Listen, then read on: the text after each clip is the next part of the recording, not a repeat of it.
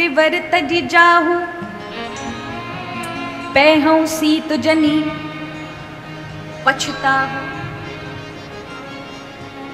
आंखें मूंद लीजिए, तभी विवर से जाइएगा और तभी ढूंढिएगा, नहीं तो आपको पछताने के अलावा कुछ नहीं मिलेगा, आपको जानकी मिलने वाली नहीं है। जानते हो मूंदने का अर्थ क्या बताया है यहाँ पर?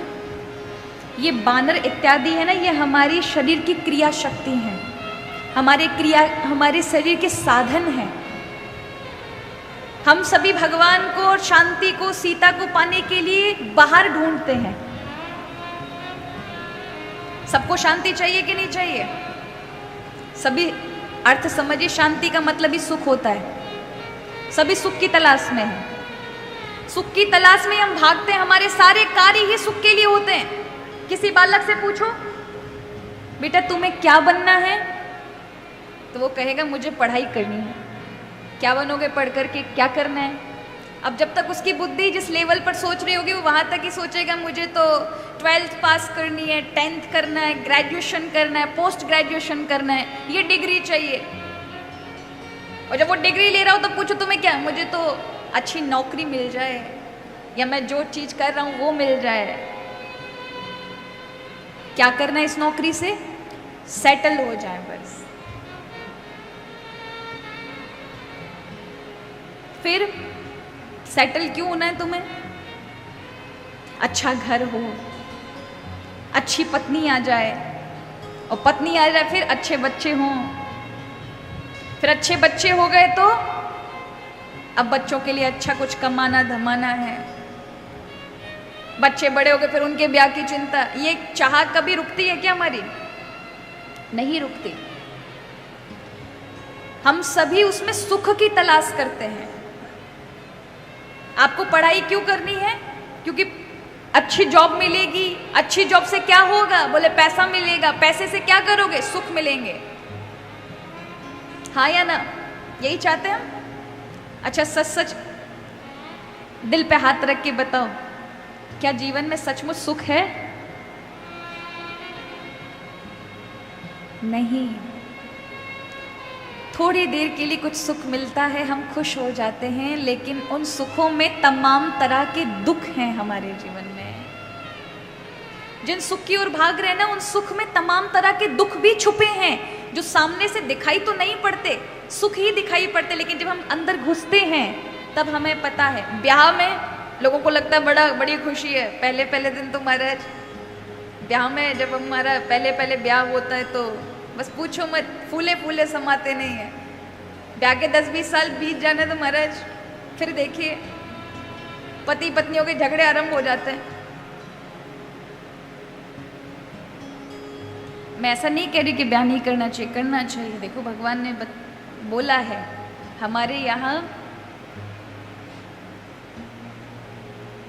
मानव श्रृंखला को आगे बढ़ाने के लिए गृहस्थ जीवन भी बहुत अनिवार्य है। गृहस्थ जीवन नहीं होगा तो साधु संत नहीं आएंगे। गृहस्थ जीवन में भगवान का भी अवतार होता है।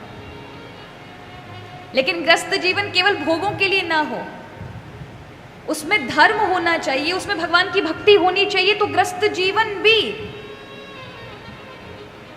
वैराग्यपूर्ण हो जाता है, संत जीवन हो जाता है। कई ऐसे साधु संत जो गृहस्थ जीवन में होते हैं, लेकिन उनके जीवन में धर्म और भगवान के प्रति परिपूर्ण विश्वास और प्रभु के चरणों का आश्रय, तो वो घर में बैठे हुए संत हैं महाराज। और भगवान ने यदि आपको ऐसा संस्कार दिया है कि आपको प्रारंभ से ही महाराज आप संत बने हुए हैं, आपको वैसा ही स्वभाव दिया है, वैसा आपके जीवन में नियम संयम है, तो आपको कुछ उठा पटक करने की जरूरत नहीं है। कई लोग तो आकर्षण में आके बाबा जी बन जाते हैं, और बाद में यदि आपने संत लेने के बाद और पीछे पाम धरा, ब्याह इत्यादि की सोची, तो महाराज उस व्यक्ति का कल्याण कभी नहीं हो सकता,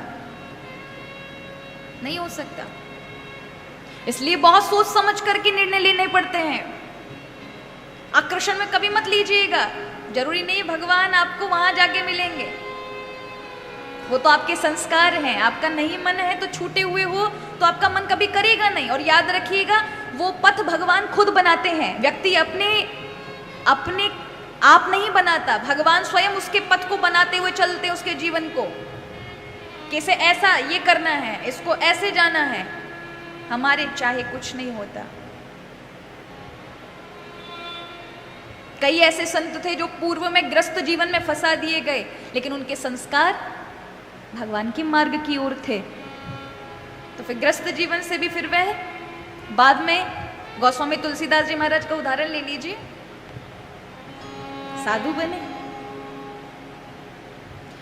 हमारे यहाँ की देवियां भी देवियां हैं महाराज। उन्हीं देवियों ने तुलसीदास जी को महाराज ऐसा ज्ञान दिया, ऐसे शब्द की चोट मारी कि पीछे मुड़कर फिर उन्होंने संसार को नहीं देखा, फिर वह राम जी में ही रम गए। ये कहा, इन देह हाड़ मास की दिखने वाली ये सुंदर देह पर इतनी प्रीति है कि तुम्हें रात्रि में नदी में तैरते हुए मुर्दे नहीं दिखाई पड़े, उसी को नाव समझकर मुझसे मिलने यहां तक चले आए।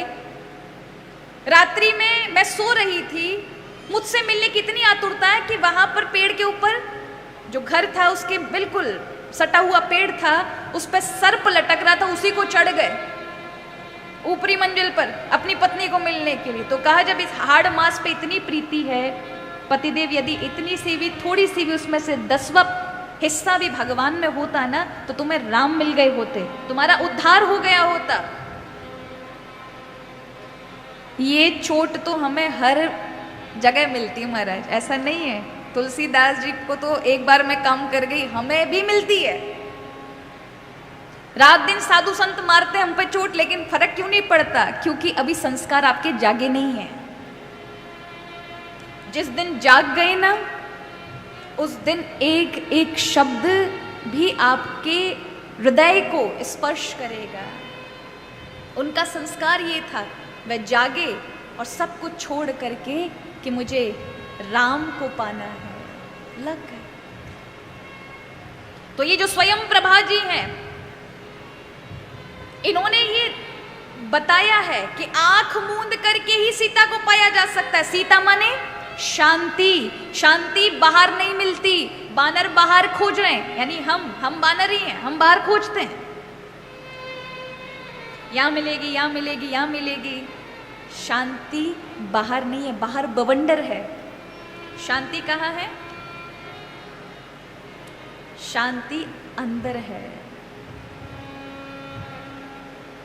शांति सीता आत्म राम विराजते। सीता ही शांति है और वो आत्मा के अंदर विराजमान होती है। ऐसे समझो,